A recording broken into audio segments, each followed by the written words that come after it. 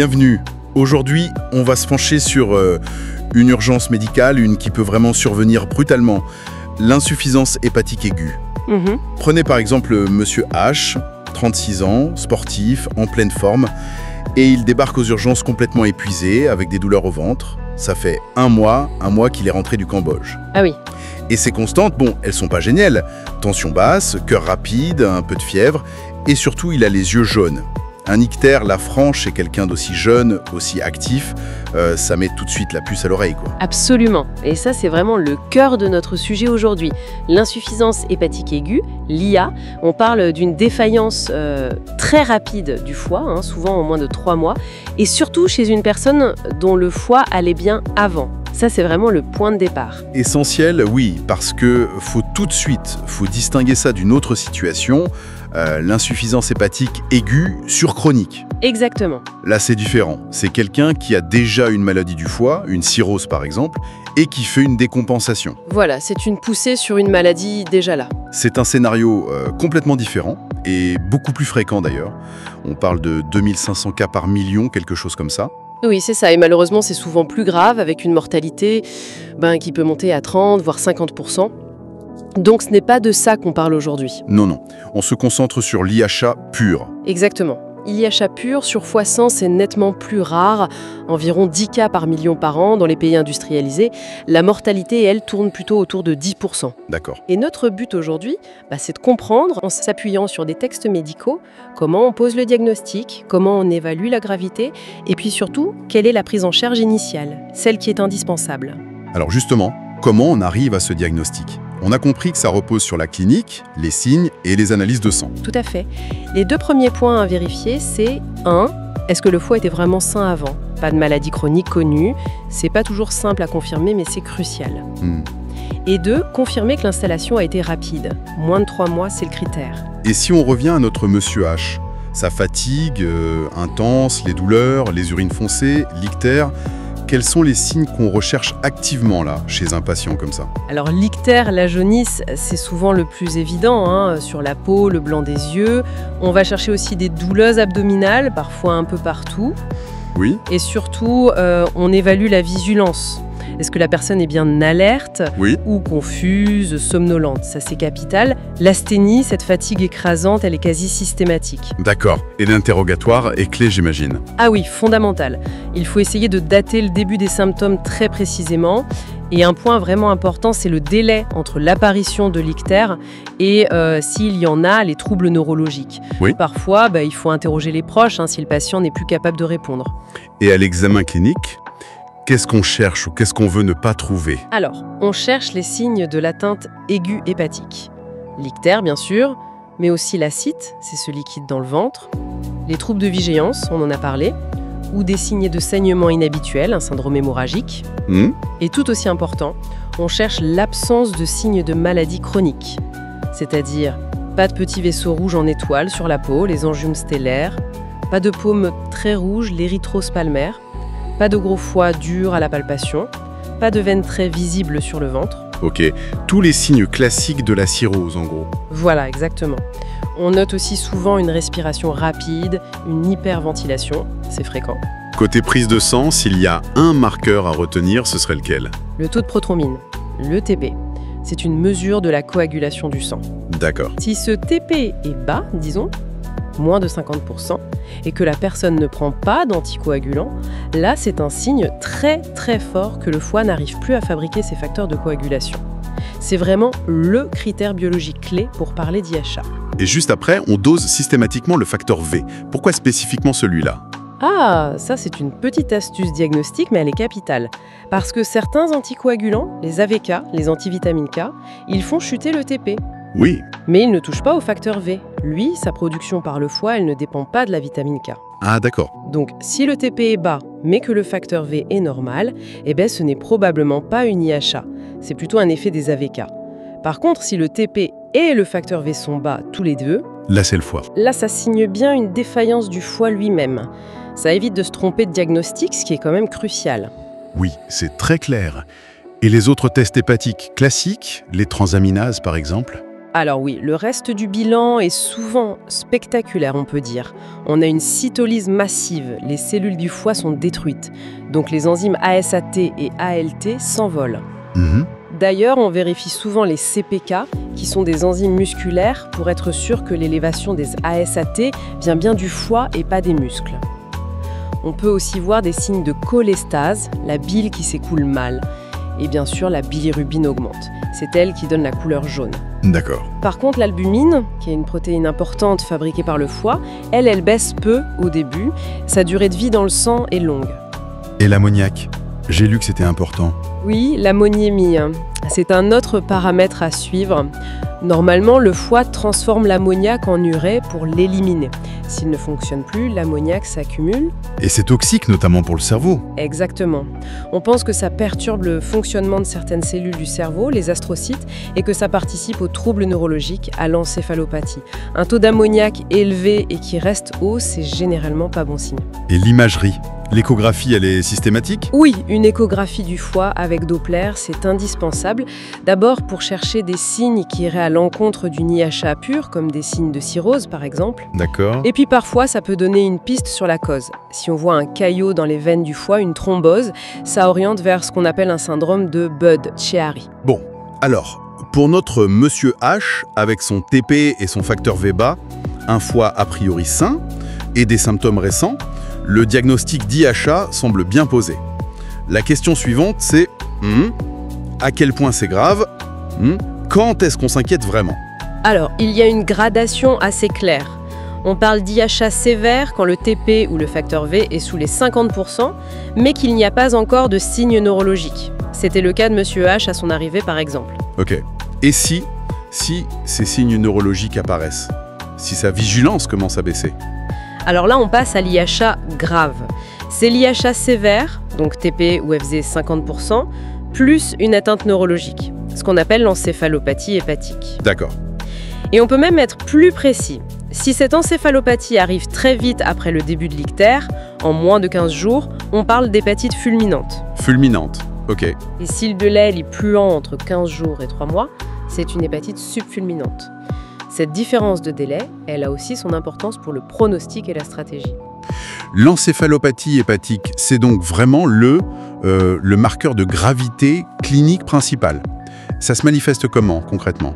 Ça peut aller très vite et c'est progressif. Au tout début, au grade 1, ça peut être assez subtil, des troubles du sommeil, le rythme jour-nuit qui s'inverse, des difficultés à se concentrer, et parfois ce signe un peu particulier, l'astérixis, le flapping tremor. Ah oui, c'est mouvement des mains. C'est ça, des mouvements involontaires quand on demande de tendre les bras.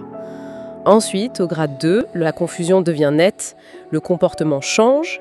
Puis au grade 3, c'est la somnolence marquée, la personne répond difficilement, c'est le coma vigile. Et enfin, grade 4, c'est le coma profond. Et j'imagine qu'il y a des risques liés à cette atteinte du cerveau. Oui, le risque majeur, le plus redouté, c'est l'hypertension intracrânienne, un œdème cérébral qui peut être fatal. Des convulsions aussi peuvent survenir. D'où l'importance de la surveillance rapprochée. Absolument vitale, oui. Et il y a deux choses très simples, mais capitales à surveiller en même temps. Le sucre dans le sang, la glycémie, et le sodium, la natrémie.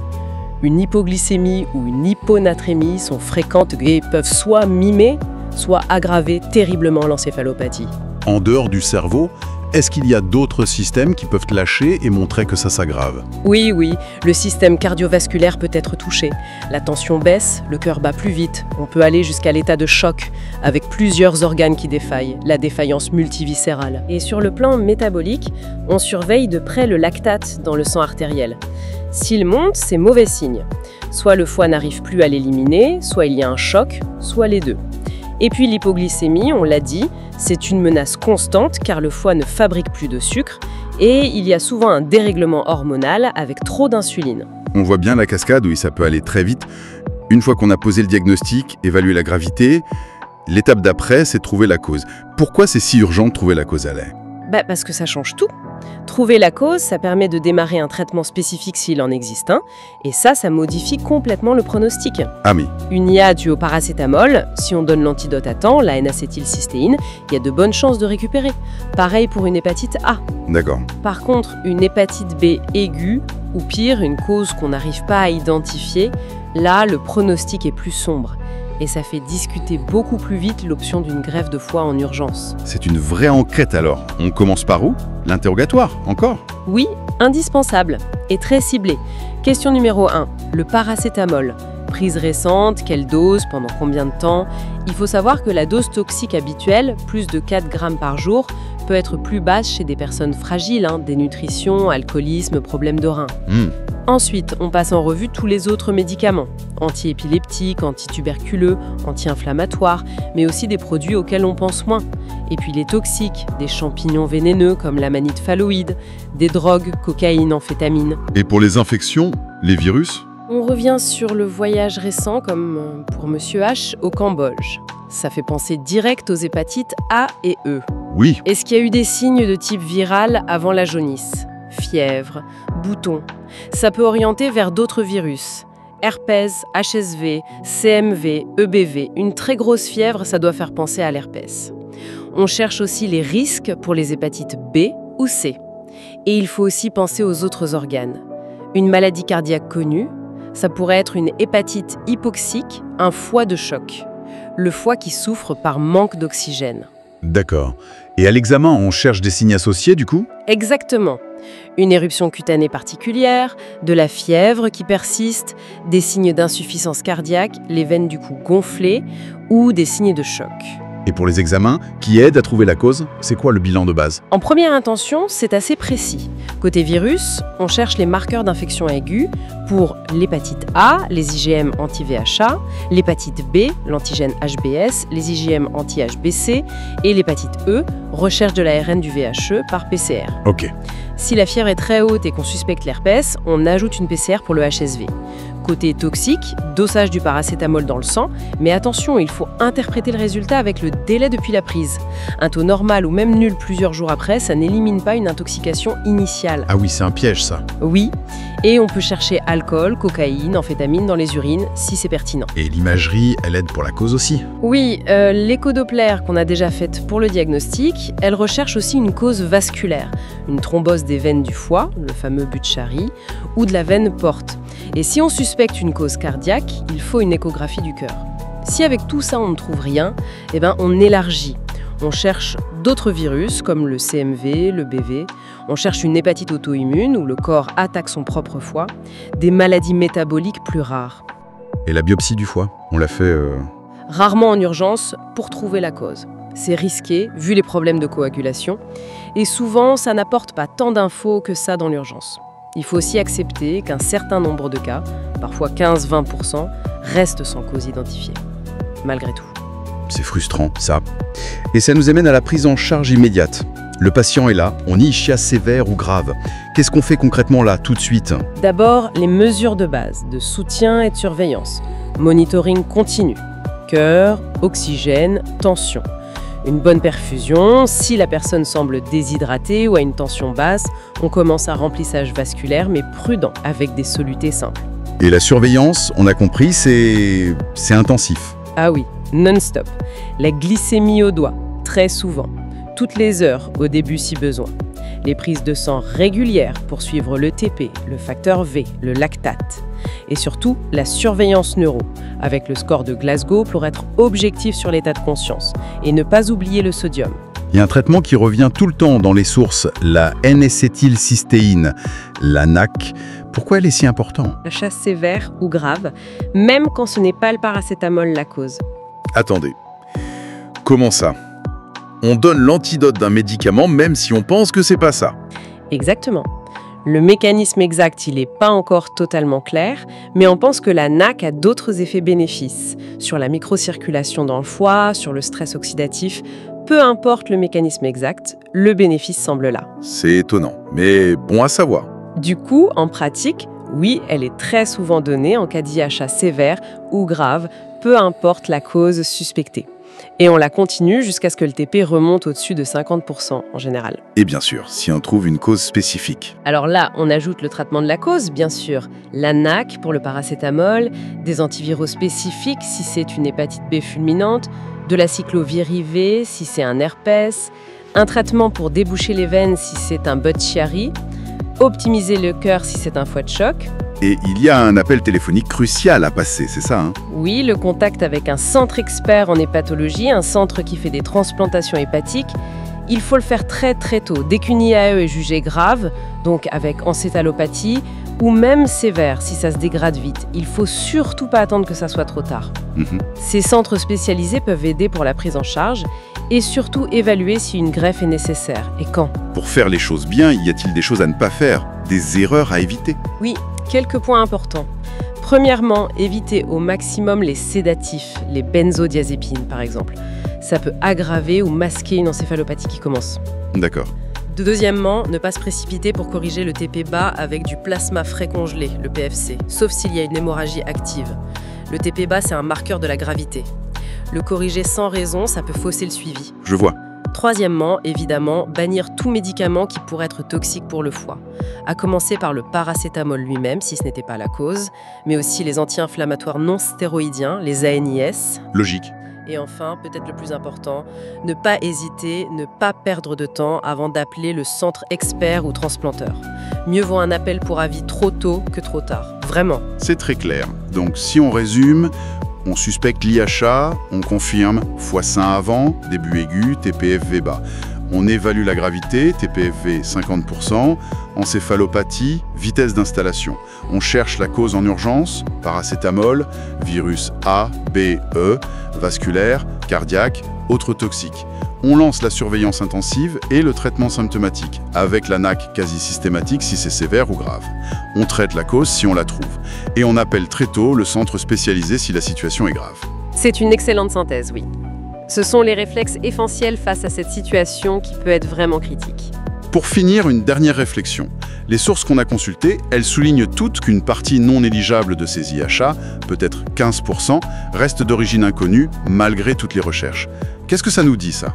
Ça nous rappelle d'abord qu'on ne sait pas tout, hein. Il y a sûrement des causes, peut-être des virus rares, des toxiques qu'on n'identifie pas, des mécanismes immunitaires complexes qu'on ne sait pas encore bien diagnostiquer. Et surtout, ça pose un vrai dilemme en pratique. Comment on prend une décision aussi lourde qu'une greffe de foie en super urgence quand on ne connaît pas la cause exacte? Et donc, quand on a du mal à prédire comment ça va évoluer tout seul si on ne fait rien? Est-ce que le foie pourrait peut-être récupérer? Oui, c'est une question terrible. C'est une vraie zone d'incertitude. Ça oblige les équipes à peser le pour et le contre, au cas par cas, dans une situation où chaque heure compte. C'est très compliqué. Une zone grise qui montre bien toute la complexité de la médecine d'urgence, même quand on a des protocoles clairs. Merci beaucoup pour cet éclairage très complet. Avec plaisir.